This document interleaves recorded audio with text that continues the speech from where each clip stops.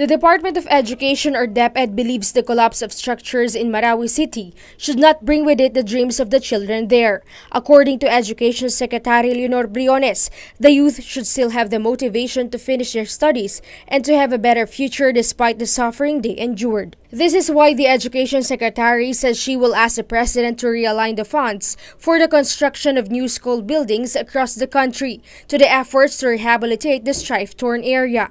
Secretary Briones says once the proposal is approved, they will immediately begin the rehabilitation and reconstruction of schools in Marawi City. She explains it is of utmost importance now to repair the damaged schools at the soonest possible time. Briones also notes the DepEd should not also fall in line to seek funds from the National Disaster Risk Reduction and Management Council or NDRRMC and to wait long, saying the students affected by the crisis should go back to school at once. Kaya ang request namin, kung payagan kami na for calamity related in the case of Marawi, the extent of the damage is so huge.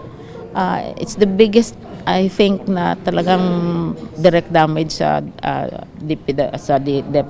We have the fund for buildings, for new school buildings, kaabot ng 4 billion. So part of our BEFF will have to be used. Part of the rehabilitation of the school in Marawi is the conduct of Brigada Eskwela that the DepEd will begin at the soonest possible time, alongside the visit of Secretary Briones in the area. DepEd will also launch the so-called Adopt a School program in the city to hasten the repair of damaged schools with the help of the private sector. The Education Secretary also announces DepEd prefers to accept donations in the form of construction materials and school equipment than monetary donations. Briones explains the construction of school buildings would become faster if the materials are already prepared, instead of waiting for the auditing and liquidation of the donated amounts.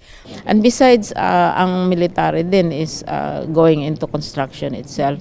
Although we'd prefer sana to advise the use of our own standards for the resiliency aspect of the schools.